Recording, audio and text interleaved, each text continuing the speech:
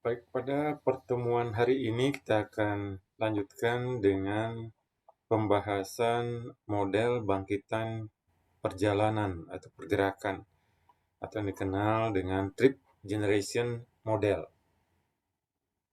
Ada beberapa aspek yang akan kita pelajari. Yang pertama adalah definisi dan klasifikasi pergerakan.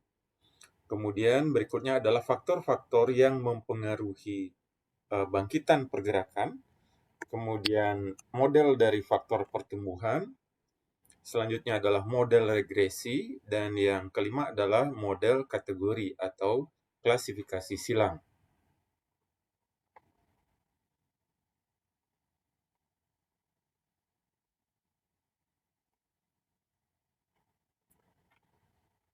Tujuan dari model bangkitan pergerakan ini adalah untuk mengetahui hubungan antara tata guna lahan dengan jumlah pergerakan yang menuju atau meninggalkan suatu zona.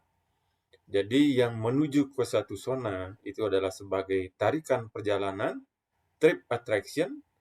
Kemudian yang meninggalkan suatu zona itu adalah produksi perjalanan atau trip production. Zona asal dan tujuan pergerakan itu menggunakan istilah trip end. Jadi pergerakan adalah berasal dari rumah. Data yang diperlukan di dalam analisis bangkitan perjalanan meliputi data tata guna lahan, sosial ekonomi, data tingkat bangkitan pergerakan.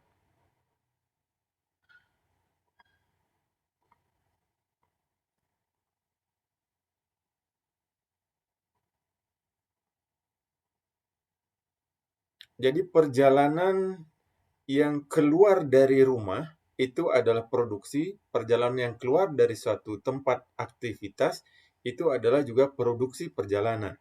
Jadi perjalanan yang keluar dari suatu tata guna lahan itu adalah produksi perjalanan atau trip production. Sedangkan perjalanan yang menuju ke suatu tata guna lahan itu adalah trip attraction. Jadi ada trip production dan trip attraction. Jadi rumah itu dianggap sebagai memproduksi perjalanan. Sedangkan tempat kerja dia memiliki dua fungsi atau peranan. Bisa memproduksi perjalanan, bisa juga menarik perjalanan, trip attraction. Sehingga di dalam suatu zona, dalam wilayah kajian, maka zona produksi perjalanannya itu adalah zona perumahan. Sedangkan zona tarikan perjalanannya itu adalah zona tempat aktivitas, tempat kerja, tempat sekolah, tempat belanja, tempat rekreasi, dan sebagainya. Jadi ilustrasi berikut ini juga memberikan gambaran bahwa produksi dari satu zona adalah pergerakan yang tanda panahnya ini keluar dari satu zona, sedangkan tarikan perjalanan menuju ke suatu zona J adalah perjalanan yang tanda panahnya ini menuju ke suatu zona. Selanjutnya definisi-definisi dasar. Yang pertama definisi perjalanan. Perjalanan itu didefinisikan sebagai pergerakan satu arah dari zona asal ke zona tujuan. Termasuk di dalamnya adalah pergerakan berjalan kaki. Kemudian ada juga pergerakan yang berbasis rumah. Jadi home based trip. Di mana pergerakan yang salah satu atau kedua zona, baik asal ataupun tujuan pergerakan tersebut adalah rumah. Jadi itu disebut sebagai pergerakan yang berbasis rumah atau home based trip. Selanjutnya pergerakan berbasis bukan rumah, non-home based trip. Yaitu pergerakan yang baik asal maupun tujuan dari pergerakan itu adalah bukan rumah. Jadi contoh pergerakan yang non-home based trip adalah pergerakan dari tempat kerja menuju ke tempat belanja. Itu merupakan non-home based trip. Atau sebaliknya dari tempat belanja ke tempat kerja. Itu adalah non-home based trip. Sehingga kalau kita perhatikan pada saat jam puncak siang hari, itu lebih banyak pergerakan itu jenisnya adalah yang non-home based trip. Sedangkan pada saat pagi hari dan pada saat sore hari itu adalah pergerakan yang bersifat home based trip. Produksi perjalanan adalah pergerakan yang dihasilkan oleh rumah ataupun bukan rumah pada selang waktu tertentu. Jadi di sini satuannya bisa per jam, bisa per hari, sesuai dengan kebutuhan pemodelan atau analisis nantinya. Tarikan perjalanan yang ditarik menuju ke tempat yang bukan rumah, jadi pada selang waktu tertentu. Jadi bisa kita lihat adalah ditarik menuju tempat yang bukan rumah, non-home. Jadi bisa perjalanan yang menuju ke tempat kerja, tempat belanja, tempat pendidikan, tempat rekreasi, itu adalah tarikan perjalanan. Bisa satuannya perjalanan per jam ataukah per hari.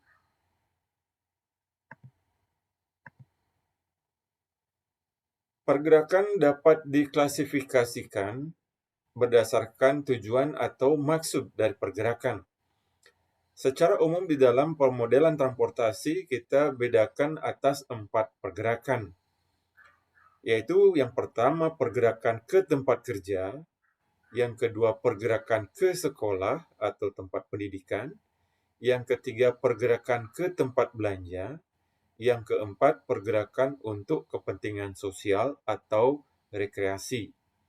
Sehingga pada saat kita menyusun sebuah pemodelan, kita perlu memperjelas pergerakan yang mana yang kita modelkan, data mana yang akan kita cari pergerakannya, apakah hanya ke tempat kerja, hanya ke tempat sekolah, dan seterusnya, ataukah merupakan kombinasi keseluruhan.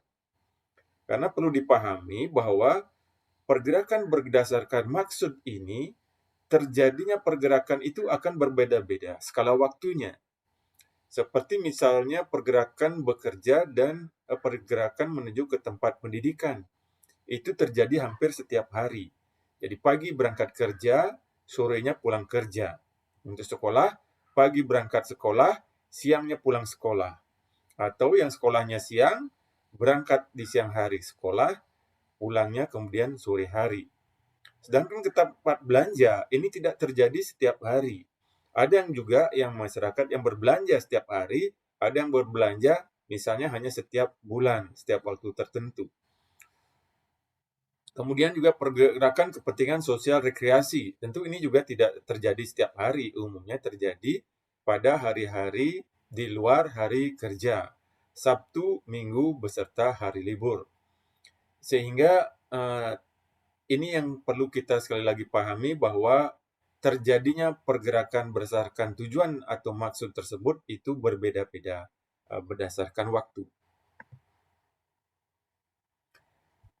Berdasarkan waktu, pergerakan dibedakan atas pergerakan pada saat jam sibuk, peak hour trip, dan pergerakan di luar jam sibuk, off-peak hour trip. Sehingga juga ketika kita memodelkan, kita perlu juga pahami model yang akan kita buat, apakah untuk memodelkan pergerakan hanya pada saat jam sibuk, peak hours, ataukah di luar jam sibuk atau kedua-duanya.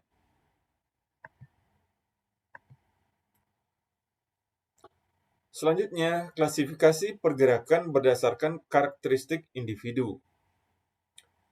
Yang pertama, pergerakan itu berdasarkan tingkat pendapatan itu akan berbeda-beda. Jadi, satu rumah tangga yang tingkat pendapatannya tinggi, sedang, dan rendah, kecenderungan kepemilikan kendaraan bermotornya juga berbeda. Kecenderungan tingkat aktivitas kesibukannya juga berbeda. Sehingga akan menghasilkan juga pergerakan yang berbeda.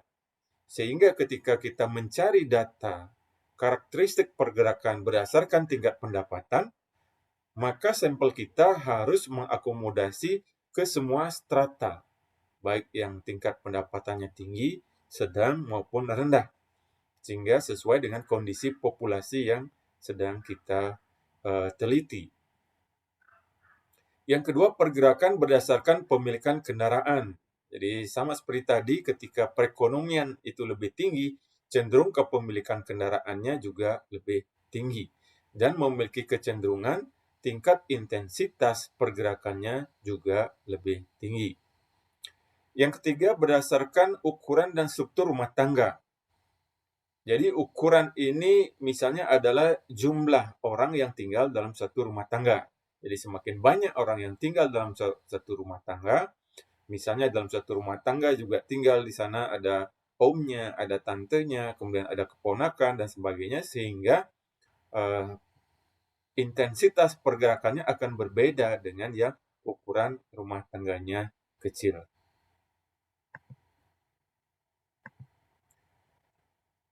Faktor-faktor yang mempengaruhi bangkitan pergerakan, yang pertama adalah yang mempengaruhi produksi pergerakan orang. Produksi perjalanan ini dipengaruhi oleh yang pertama pendapatan, kedua pemilikan kendaraan, yang ketiga struktur rumah tangga, yang keempat ukuran rumah tangga, yang kelima nilai lahan, yang keenam kepadatan daerah permukiman, yang ketujuh aksesibilitas. Sehingga ketika kita memodelkan produksi perjalanan, maka kita harus tinjau terlebih dahulu variabel-variabel apa saja kira-kira yang berpengaruh terhadap produksi perjalanan tersebut. Sedangkan untuk tarikan pergerakan orang itu dipengaruhi misalnya variabelnya luas lantai industri, luas lantai komersial, luas lantai perkantoran, pertokoan, dan pelayanan lainnya. Jadi bisa saja dasarnya nanti luas lantai, jumlah tempat duduk, misalnya untuk restoran, sedangkan untuk rumah sakit misalnya jumlah tempat tidur atau bed dan sebagainya. Jadi dikaitkan dengan jenis tata guna lahannya. Kemudian jumlah lapangan kerja yang tersedia di suatu zona misalnya, itu juga mempengaruhi besarnya tarikan perjalanan orang menuju ke zona tersebut. Faktor aksesibilitas juga akan mempengaruhi tarikan pergerakan. Suatu lokasi aktivitas dengan aksesibilitas yang tinggi cenderung memiliki tarikan perjalanan yang lebih besar daripada suatu lokasi zona yang aksesibilitasnya rendah. Sedangkan untuk bangkitan pergerakan barang, ini dipengaruhi oleh jumlah lapangan kerja, jumlah tempat pemasaran, luas area, dan sebagainya.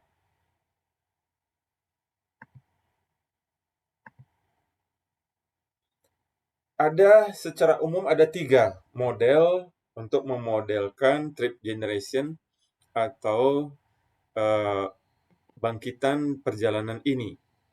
Yang pertama adalah model faktor pertumbuhan.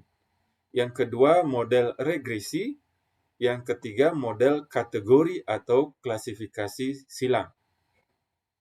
Jadi model yang paling sederhana tentunya adalah model faktor pertumbuhan. Nah, seperti apa model faktor pertumbuhan ini? Teknik pemodelan bangkitan perjalanan ini telah dikembangkan sejak tahun 1950-an. Kebanyakan metode tersebut meramalkan total pergerakan yang dihasilkan atau tertarik oleh rumah tangga atau suatu zona sebagai fungsi linier dari independen variabel yang diperhitungkan. Jadi nanti di dalam pemodelan dengan regresi ini akan ada variabel dependent variabel, variabel terikat, dan independent variabel, variabel bebas. Jadi yang dimaksud dengan variabel terikat itu adalah Y, sedangkan variabel bebas itu adalah X-nya. Hal-hal yang perlu diperhatikan antara lain jenis pergerakan, apakah yang kita perhitungkan berkendaraan saja ataukah termasuk moda lainnya, termasuk berjalan kaki. Kemudian usia minimal yang kita nanti perhitungkan di dalam analisis juga kita perlu perhatikan.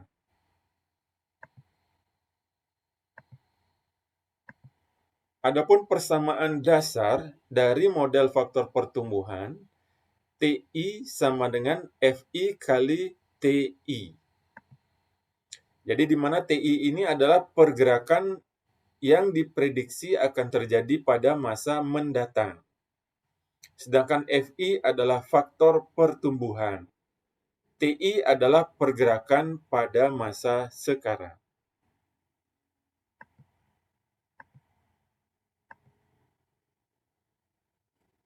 Di mana secara umum prediksi daripada pergerakan di masa yang akan datang juga bisa didasarkan dengan rumusan berikut ini. Jadi ini merupakan rumusan model eksponensial. Jadi ketika pertumbuhan itu terjadi secara eksponensial. Jadi umumnya untuk mengestimasi pertumbuhan penduduk di masa yang akan datang, jumlah penduduk di masa yang akan datang, menggunakan rumusan ini. Ini kalau di perbankan juga disebut sebagai rumus bunga berbunga ya. Jadi misalnya kita memiliki uang saat ini 10 juta. Kira-kira uang 10 juta saat ini itu akan menjadi berapa 10 tahun yang akan datang.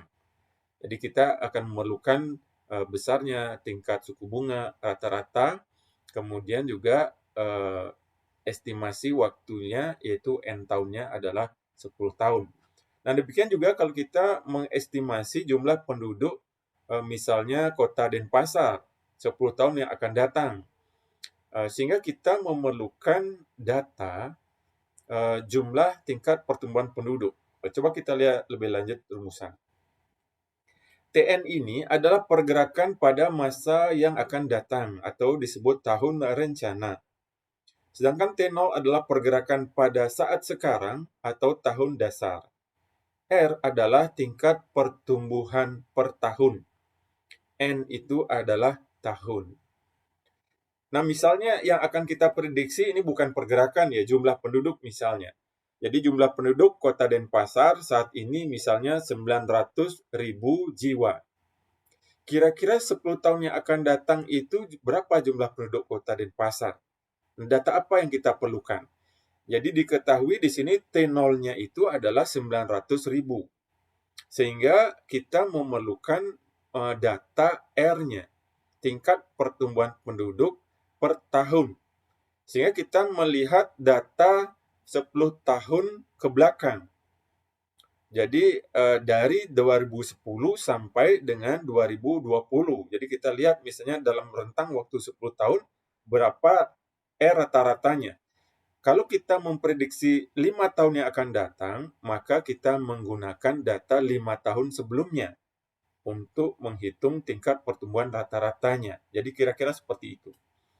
Nah, demikian juga pergerakan. Pergerakan juga bisa kita estimasi misalnya berdasarkan kalau kita memiliki nilai T0-nya pada saat sekarang, maka kita estimasi TN-nya berdasarkan tingkat pertumbuhan pergerakan. Kalau kita memiliki data tingkat pertumbuhan pergerakannya. Kesulitan dari metode tingkat pertumbuhan ini, metode faktor pertumbuhan ini adalah dalam mendapatkan nilai faktor pertumbuhan itu sendiri atau nilai R tadi, tingkat pertumbuhan rata-rata. Nah, apa kemudian yang mempengaruhi tingkat pertumbuhan? Nah, kalau kita berbicara mengenai tingkat pertumbuhan pergerakan, tentu apa kira-kira faktor yang mempengaruhi tingkat pertumbuhan pergerakan yang datanya tersedia dari tahun ke tahun? Nah, dari mana kita bisa mendapatkan data ini? Jadi kita bisa mendapatkan data ini misalnya dari Badan Pusat Statistik. Jadi kita melihat kecenderungan data yang ada dari tahun ke tahun itu data apa saja. Nah, data yang ada dari tahun ke tahun itu biasanya yang pertama data jumlah penduduk, yaitu data populasi. Kemudian data pendapatan, data tingkat kepemilikan kendaraan. Itu datanya juga tersedia dari tahun ke tahun. Sehingga pergerakan itu kemudian dipengaruhi oleh apa? Jadi dipengaruhi oleh jumlah penduduk yang mana? Adalah jumlah penduduk yang usia sudah boleh mengendari kendaraan. Jadi tidak jumlah penduduk dari misalnya masih balita. Tentu ini tidak kita perhitungkan dalam memprediksi pergerakan yang terjadi.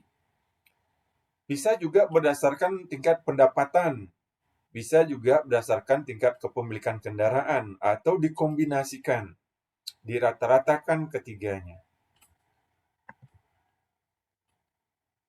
Ya, jadi ini faktor pertumbuhan menggunakan populasi, pendapatan, dan pemilikan kendaraan.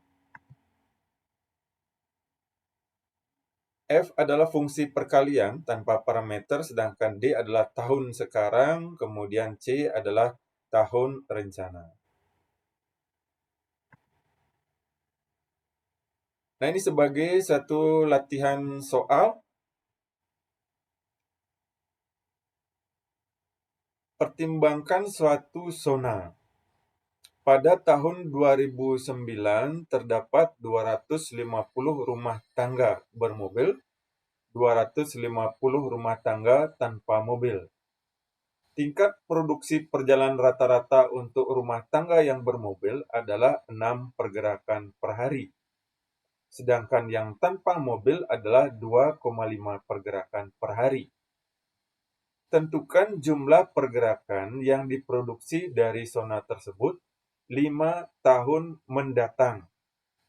Apabila diketahui jadi data yang diketahui adalah misalnya data jumlah penduduk 5 tahun terakhir. Misalnya tahun 2004 sampai tahun 2008. Nah, inilah yang kemudian dijadikan dasar untuk mencari tingkat pertumbuhannya.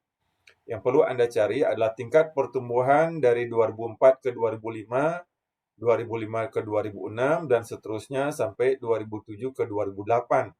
Jadi Anda akan mendapatkan 4 data tingkat pertumbuhan yang selanjutnya kemudian dirata-ratakan sehingga menjadi tingkat pertumbuhan rata-rata penduduk per tahun. Itulah yang dipergunakan sebagai R-nya.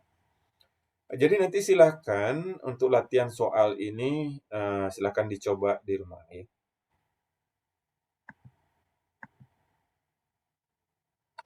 Ada beberapa catatan yang perlu diperhatikan, yaitu walaupun metode analisisnya tampak sederhana dengan model faktor pertumbuhan ini, namun perlu diperhatikan bahwa kekeliruan atau kurang akuratnya prediksi pada tahap pemodelan ini akan berimplikasi pada rendahnya tingkat akurasi prediksi pada tahap pemodelan selanjutnya, yaitu akan mempengaruhi tingkat akurasi dari model distribusi, pembelian moda, sampai dengan pembebanan perjalanan. Jadi ketika terjadi kesalahan di dalam model prediksi bangkitan perjalanan, maka implikasinya adalah kekeliruan juga akan terjadi pada tahap-tahap pemodelan berikutnya dari 4-step model, 4 tahap pemodelan. Nah, selanjutnya adalah model regresi. Model regresi yang pertama adalah regresi linear sederhana, simple regression. Jadi simple regression saya kira adik-adik mahasiswa sudah tahu ya semua. Y sama dengan A plus BX. Di mana Y ini adalah variabel terikat atau dependent variable, sedangkan X-nya itu adalah variabel bebas, independent variable. A dan B ini adalah parameter model, di mana A adalah konstanta dan B adalah koefisien regresi. Jadi yang diingat A-nya adalah konstanta, sedangkan B-nya adalah koefisien regresi. Selanjutnya, model regresi linear berganda, multiple regression. Jadi apabila jumlah variabel bebasnya atau X-nya lebih dari 1, maka itu bisa dipergunakan regresi linear berganda atau multiple regression. Terdapat juga nantinya adalah regresi non-linear. Jadi kalau ternyata hubungan antara Y dan X itu kecenderungannya tidak linear tetapi bersifat non-linear. Nah, non-linear ini ada yang simple non-linear. Jadi simple non-linear juga ada beberapa macam. Apakah dia modelnya itu nantinya logaritmik apakah modelnya berbentuk eksponensial ataukah model non-linear lainnya. Jadi itu perlu juga diuji terlebih dahulu kecenderungan dari bentuk modelnya. Nanti bisa kita ketahui melalui scatter plot diagram. Jadi kita melakukan plotting secara acak atau scatter. Ini bisa diselesaikan kalau yang simple ini, simple linear bisa kita selesaikan dengan menggunakan Microsoft Excel.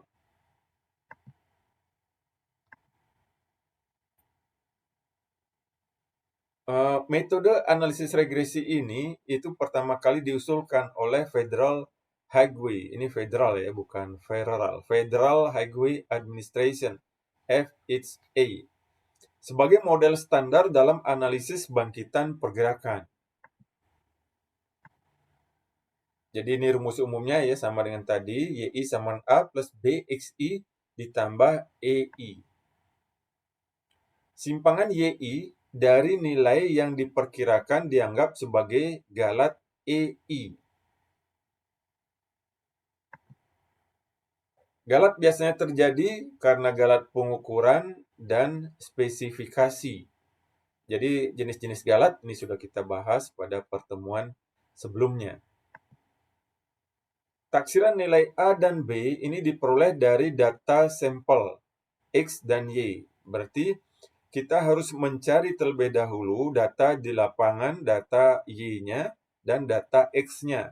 Baru kemudian berdasarkan data Y dan X, model itu bisa kita lakukan kalibrasi. Nah, inilah yang dimaksud sebagai kalibrasi model. Jadi Y sama dengan A plus BX itu adalah model. Kemudian model ini perlu kita kalibrasi.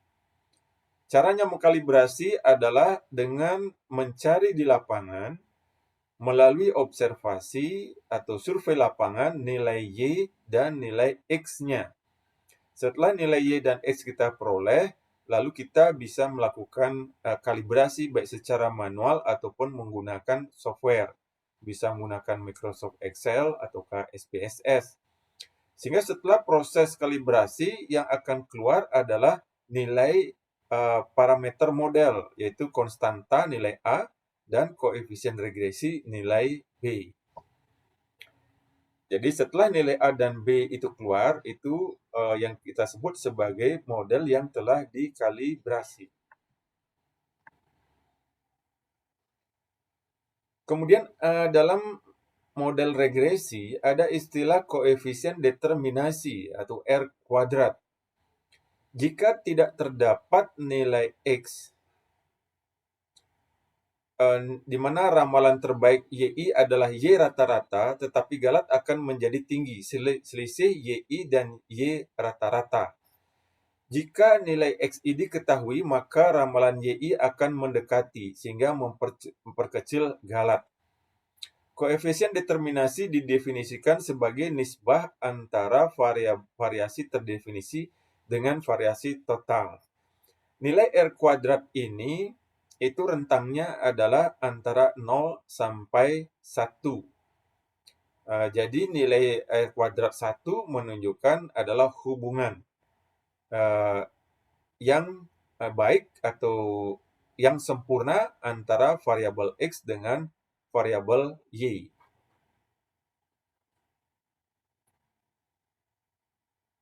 Sedangkan semakin menuju ke arah 0, itu hubungan antara X dengan Y itu semakin kurang sempurna. Jadi variabel X semakin tidak bisa meramalkan dengan baik variabel Y. Jadi semakin menuju ke arah nilai 0.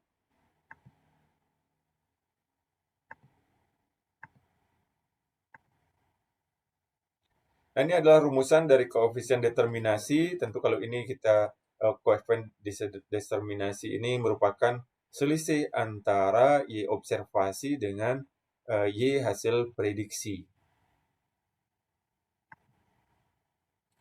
Koefisien ini mempunyai batas limit ya, sama dengan 1 itu perfect explanation seperti tadi yang saya jelaskan, dan 0 no explanation. Jadi kalau dia nilainya 1, maka variabel X itu dengan sempurna bisa menjelaskan variabel Y. Sedangkan kalau nilainya 0, berarti variabel X sama sekali tidak bisa menjelaskan perubahan pada variabel Y. Nilai antara kedua batas limit ini, jadi antara 0 dan 1, ditafsirkan sebagai persentase total variasi yang dapat dijelaskan oleh analisis regresi. Jadi misalnya nilai R kuadratnya 50%, itu artinya bahwa variabel X hanya mampu menjelaskan 50% dari variasi yang terjadi pada variabel Y. Selebihnya 50% tidak mampu dijelaskan.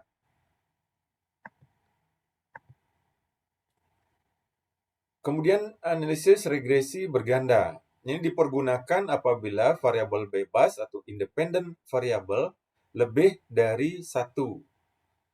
Ada beberapa hal yang perlu diperhatikan. Yang pertama adalah multikolinear. Jadi hubungan linear yang signifikan antar variabel bebas. Misalnya antara X1 dan X2 memiliki hubungan yang signifikan, nilai R kuadratnya tinggi. Maka ini akan memiliki efek yang saling meniadakan. Antara X1 dengan X2 itu yang dimaksud sebagai adanya hubungan yang multikolinear. Sehingga pemecahannya salah satu variabel bisa dihilangkan. Nah, ini juga apabila misalnya kita menggunakan software SPSS. Ada 10 variabel X yang kita pergunakan di dalam memodelkan Y. Setelah kita melalui nantinya misalnya penggunaan stepwise method dalam SPSS, itu hanya tinggal 2 variabel yang terseleksi. Nah, kemudian apa menyebabkan variabel lainnya tidak diseleksi, tidak dipilih? Ya, ini antara lain karena adanya multikolinear tadi. Jadi misalnya X1 pemilikan kendaraan, X2 misalnya pendapatan. Jadi antara pemilikan kendaraan dan pendapatan ini sudah memiliki hubungan positif yang tinggi, sehingga akan memiliki efek yang saling meniadakan. Sehingga cukup kita pakai satu saja variabel X yang memberikan kontribusi terhadap R kuadrat yang lebih besar. Jumlah parameter B yang dibutuhkan pemilihan variabel yang signifikan antara lain dengan metode stepwise, koefisien determinasi, tambahan variabel biasanya meningkatkan nilai R kuadrat. Untuk mengatasinya digunakan nilai R kuadrat yang telah dikoreksi. Jadi nanti di dalam SPSS itu akan ada nilai R square ya, R kuadrat, dan ada adjusted R square. Sehingga ini yang dimaksud dengan R kuadrat yang telah dikoreksi. Nah, ini adalah rumusan-rumusan apabila nilai-nilainya dihitung secara manual. Untuk mendapatkan hubungan linier antara jumlah pergerakan yang dibangkitkan oleh satu zona dan ciri sosial ekonomi rata-rata dari rumah tangga pada setiap zona. Jadi ini adalah tujuan pemodelan regresi yang berbasis zona. Sekali lagi, mendapatkan hubungan linier antara jumlah pergerakan yang dibangkitkan zona dengan ciri sosial ekonomi rata-rata dari rumah tangga pada setiap zona. Sehingga nanti dibedakan level dari pemodelan, bisa level individu, level rumah tangga, dengan level zona. Jadi kalau level zona, kita menggunakan rata-rata nilai dari setiap zona.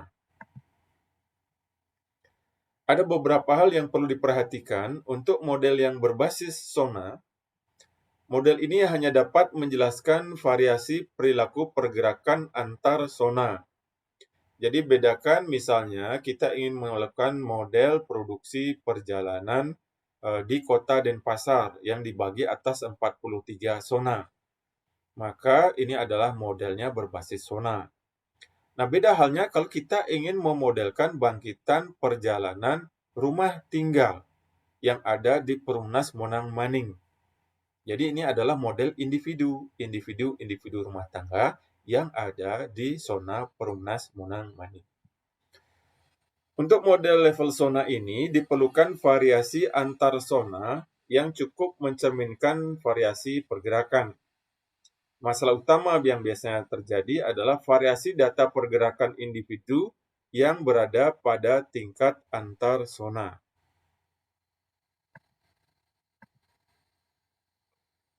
Ada beberapa hal yang perlu diperhatikan. Yang pertama adalah istilah intercept atau konstanta. Jadi ketika kita memodelkan regresi linear, jika kita menemukan nilai konstantanya itu cukup besar, ini merupakan salah satu indikasi belum disertakannya variabel bebas yang signifikan dalam pemodelan. Atau kita menyertakan variabel-variabel yang sebenarnya tidak memiliki keterhubungan atau korelasi dengan variabel Y-nya. Kemudian ada juga istilah zona kosong, jadi zona yang tidak memiliki data untuk variabel penting. Sehingga sebaiknya zona ini dikeluarkan pada saat kita melakukan pemodelan. Kemudian pengelompokan data. Jadi data dikelompokkan ke dalam total zona. Jadi karena kita ini adalah model regresi berbasis zona, maka data dikelompokkan ke dalam total zona atau rata-rata zona sesuai dengan karakteristik variabel yang ditinjau. Keragaman dari satu zona atau intrazona biasanya dikurangi dengan memperkecil luas zona. Terlebih lagi jika zona tersebut bersifat homogen.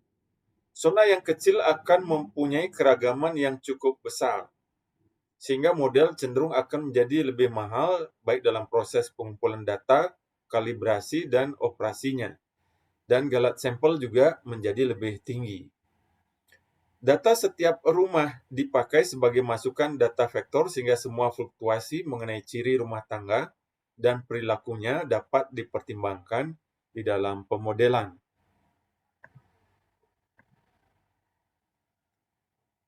Masalah yang terjadi misalnya masalah ketidaklinearan. Jadi ketika kita menyusun model, kita menemukan masalah ketidaklinearan. Model regresi linear mengasumsikan bahwa setiap variabel bebas itu mempunyai pengaruh yang bersifat linier terhadap variabel tetapnya. Nah, tidak mudah untuk mendeteksi ketidaklinear ini. Hubungan linier bisa berubah menjadi non-linear jika ada penambahan variabel. Salah satu mengecek dari ketidaklinearan ini adalah kita menggunakan misalnya adalah scatter plot diagram. Jadi dalam Excel kita plot dengan menggunakan scatter. Kemudian selanjutnya kita lihat kecenderungan hubungan antara Y dan X-nya. Apakah dia linear ataukah tidak linear. Penting juga untuk diketahui bahwa ada kelompok variabel yang mempunyai sifat yang kualitatif. Yang cenderung variabel kualitatif ini perilakunya tidak linear. Usia, jenis kelamin, pekerjaan, dan sebagainya. Untuk mengatasi ketidaklinearan, jadi ketika nanti Anda menemukan masalah ketidaklinearan, bisa dilakukan dengan metode transformasi. Bisa logaritma transformasi atau pemangkatan. Atau yang kedua bisa menggunakan variabel fiktif. Jadi umumnya kalau Anda menggunakan SPSS, bisa langsung menggunakan log transformation. Jadi sudah ada fasilitas di dalam SPSS. Jadi variabelnya nanti secara otomatis akan ditransformasikan secara logaritmik. Nah, berikutnya adalah model regresi berbasis rumah tangga. Jadi tadi kita bahas adalah model regresi yang berbasis zona. Jadi bedakan ya antara zona dengan rumah tangga tadi. Misalnya zona 1 misalnya ada di Perumnas Monang Maning. Yang kita ingin, kalau pemodelannya ada tingkat zona, maka semua zona itu kita modelkan, 1 sampai 43 zona. Itulah yang membentuk model kita 43 zona tersebut. Sedangkan kalau kita melihat individu rumah tangga, kita lihat di satu zona misalnya, zona 1 ada Perumnas Monang Maning. Perumnas Monang Maning kita ingin modelkan pergerakan rumah tangganya, berbasis rumah tangga. Ini yang dimaksud sebagai model regresi berbasis rumah tangga. Nah, bagaimana kalau kita dari model berbasis rumah tangga ini untuk mendapatkan nilai SONA keseluruhan? Jadi nilai SONA keseluruhan didapat bila model ditaksir dengan data berbasis SONA tentunya. Pada model berbasis rumah tangga, maka dibutuhkan tahap pengelompokan terlebih dahulu. Karena model yang digunakan adalah model linier, maka pengelompokan dapat dilakukan menggunakan nilai rata-rata setiap SONA untuk setiap variabel, kemudian kita kalikan dengan jumlah rumah tangga tertentu sesuai dengan klasifikasinya yang ada di setiap SONA. Bila model tidak linier, ini juga akan menjadi agak sulit untuk proses pengelompokannya.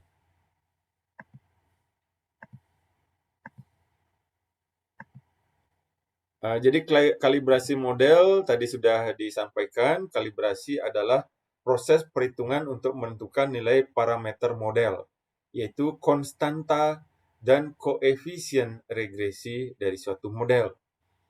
Misalkan sebuah model linear sederhana Y sama dengan A plus BX. Kemudian yang kita cari seperti tadi sudah saya jelaskan, kita untuk melakukan kalibrasi, kita harus mencari data Y dan X-nya ini di lapangan, entah melalui survei ataukah data sekunder. Selanjutnya, setelah mendapatkan data Y dan X, kemudian kita lakukan kalibrasi, baik menggunakan secara manual ataukah menggunakan software Microsoft Excel ataukah SPSS. Kalau ingin cepat hasilnya, tentu bisa cukup menggunakan Excel saja. Dari hasil kalibrasi, misal menggunakan Excel, kita dapatkan Y sama dengan 89,9 ditambah 2,48X. Jadi A-nya atau konstantanya nilainya 89,9, sedangkan B-nya atau koefisien regresinya nilainya adalah 2,48X. Makna dari persamaan tadi yaitu bahwa Y memiliki hubungan linier dengan X. Perubahan satu satuan dari nilai X akan merubah nilai Y sebesar 2,48 satuan. Nah, kalau kita perhatikan nilai konstantanya itu tadi cukup tinggi. Ini merupakan satu indikasi adanya kesalahan atau galat sebagai berikut. Yang pertama, hubungan Y dan X ini sebenarnya tidak linier, tetapi kita paksakan untuk membentuk model yang linier. Yang kedua, tidak diperhitungkannya variabel bebas lainnya yang lebih signifikan. Nah, pada saat membahas galat minggu lalu kita sebut sebagai galat spesifikasi. Kemudian terdapat kesalahan dalam proses pengumpulan data, jadi ada galat pengukuran.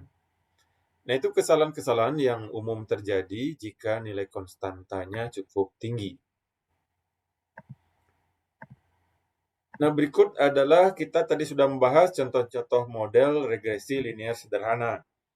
Nah, berikutnya apabila kita misalnya memodelkan dengan menggunakan multiple regresi atau regresi berganda untuk tingkat SONA. Dalam contoh ini, contoh hasil kalibrasi model regresi linear berganda, itu variabel X yang diperhitungkan ada 4.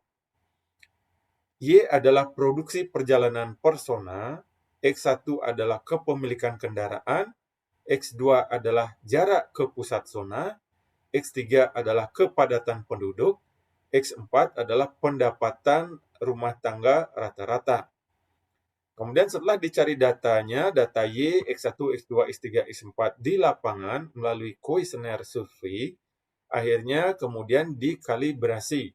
Misalnya kalibrasi menggunakan bantuan software SPSS. Setelah menggunakan kalibrasi menggunakan software SPSS, diperoleh persamaan Y sama dengan 4,33 tambah 3,89 X1 dikurangi 0,128 X2 dikurangi 0,005 X3 dikurangi 0,012 X4 dengan nilai R kuadrat sama dengan 0,2. Ada beberapa hal yang perlu diperhatikan dalam model ini. Yang pertama adalah logika keterhubungan antara nilai Y dengan nilai X.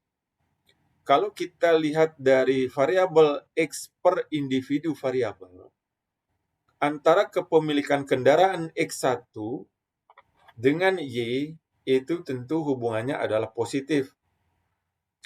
Kemudian selanjutnya antara jarak ke pusat kota dengan produksi perjalanan, di mana semakin jauh jaraknya dari pusat kota, cenderung produksi perjalanannya semakin rendah, sehingga hubungannya negatif.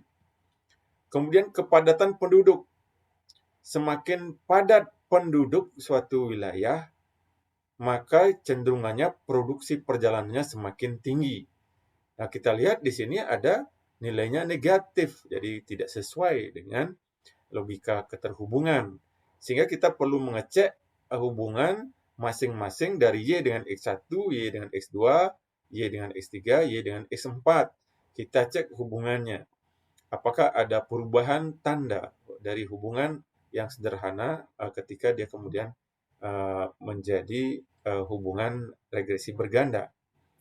Demikian juga variabel pendapatan, di mana logika keterhubungannya adalah semakin tinggi pendapatan, maka produksi perjalanan personalnya semakin tinggi. Tetapi di sini terjadi hubungan yang negatif. Inilah kemungkinan yang menyebabkan indikasi adanya multikolinearitas.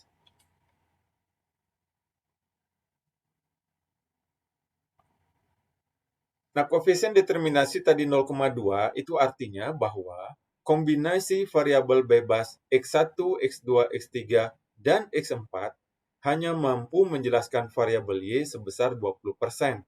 Sisanya yang 80% tidak mampu dijelaskan. Jadi, kemungkinan terjadinya galat adalah sebagai berikut. Jadi, tadi yang sudah sampaikan, terdapat kolinearitas atau multikolinearitas antar variabel bebas. Kolinear antara satu variabel dengan satu variabel. Multikolinearitas satu variabel dengan banyak variabel. Jadi di mana terdapat hubungan yang kuat atau signifikan antar variabel bebas yang memiliki akhirnya efek yang saling meniadakan. Sehingga cukup kita sertakan hanya variabel bebas yang korelasinya tertinggi dengan Y, sedangkan variabel lainnya bisa kita exclude atau keluarkan. Nah, berikutnya adalah contoh multiple regresi berbasis individu atau rumah tangga. Jadi, Y, di sini kita memperhitungkan ada dua variabel bebas, X1 dan X2, di mana Y adalah produksi perjalanan per rumah tangga, X1 adalah jumlah pekerja per rumah tangga, X2 adalah jumlah kepemilikan kendaraan per rumah tangga. Sehingga diperoleh hubungan Y sama dengan 0,91 ditambah 1,44 X1 ditambah 1,07 X2. R kuadratnya adalah 0,384. Kemudian ada dalam kurung 3,7, 8,2, 4,2 yang menunjukkan tingkat signifikansi dari masing-masing parameter model tersebut. Nah, aplikasi software SPSS di sini saya harapkan nanti mahasiswa untuk mendownload ya software SPSS ini. Kemudian mencoba mempelajari software SPSS ini karena ini akan sangat berguna, baik tidak hanya nanti untuk kepentingan studi saat ini maupun penelitian, tugas akhir nantinya, nanti juga setelah tamat di dunia kerja ketika menghadapi berbagai masalah di lapangan yang membutuhkan adanya penggunaan software, jadi adik-adik mahasiswa sudah terbiasa untuk menggunakannya. SPSS ini menyediakan metode perhitungan persamaan regresi berganda dengan banyak variabel. Metodenya bisa backward elimination, kemudian forward elimination, bisa stepwise method. Jadi nanti backward elimination ini artinya semua variabel, misalnya kita memiliki 10 variabel, ke 10-nya dimasukkan dulu, kemudian nantinya akan di-exclude, dikeluarkan satu persatu. Sedangkan kalau forward elimination ini kita dimasukkan satu persatu. Jadi variabel X1 masukkan, kombinasikan X1, X2, kemudian coba X1 dengan X3, dan seterusnya. Ini forward elimination. Kalau tidak, dia signifikan, terjadi multikolinear, itu variabel X-nya kita exclude. Nah, yang keempat adalah stepwise method ini adalah kombinasi dari backward dan forward elimination. Jadi umumnya yang lebih sering dipergunakan adalah stepwise method ini. Jadi ini penjelasan yang backward tadi, dimulai dengan memasukkan semua variabel, kemudian dilakukan analisis, variabel yang tidak signifikan dikeluarkan satu persatu. Setelah melalui beberapa tahap, variabel bebas yang layak saja yang kemudian masuk dalam model regresi. Forward elimination hampir sama dengan backward, tapi variabel bebas dimasukkan tidak sekaligus, namun satu persatu. Jadi nantinya hanya variabel layak yang akan disertakan di dalam model regresi. Sedangkan stepwise, salah satu metode ini paling sering dipergunakan, sebagaimana tadi sudah saya sampaikan, hampir sama dengan forward, hanya saja di sini variabel yang telah dimasukkan dalam model regresi dapat dikeluarkan lagi, jadi bisa dia backward. Metode ini kemudian dimulai dengan memasukkan variabel bebas yang memiliki korelasi paling kuat terlebih dahulu dengan variabel Y atau dependent. Kemudian setiap kali memasukkan variabel bebas lain, dilakukan pengujian untuk tetap memasukkan variabel bebas tersebut atau mengeluarkannya, tergantung pada sejauh mana kontribusi dari variabel bebas yang ditambahkan tersebut terhadap nilai koefisien determinasinya. Nah, kemudian tugas. Jadi tadi sudah saya sampaikan bahwa adik-adik mahasiswa supaya mendownload terlebih dahulu software SPSS, kemudian ini dicoba untuk melakukan pemodelan tarikan perjalanan dari data yang dibagikan ini. Jadi data tarikan perjalanan sudah diberikan, kemudian data variabel bebas sudah diberikan. Silakan nanti dicoba dengan menggunakan software SPSS. Nah, diharapkan nanti tugas ini dikumpulkan melalui email. Jadi dengan nama tugas model bangkitan, kemudian strip nama mahasiswa. Jadi sekali lagi, nama tugasnya tugas model bangkitan, strip nama mahasiswa. Baik, demikian untuk kuliah hari ini. Saya ucapkan terima kasih atas perhatiannya. Selamat belajar dan sampai bertemu pada pertemuan berikutnya.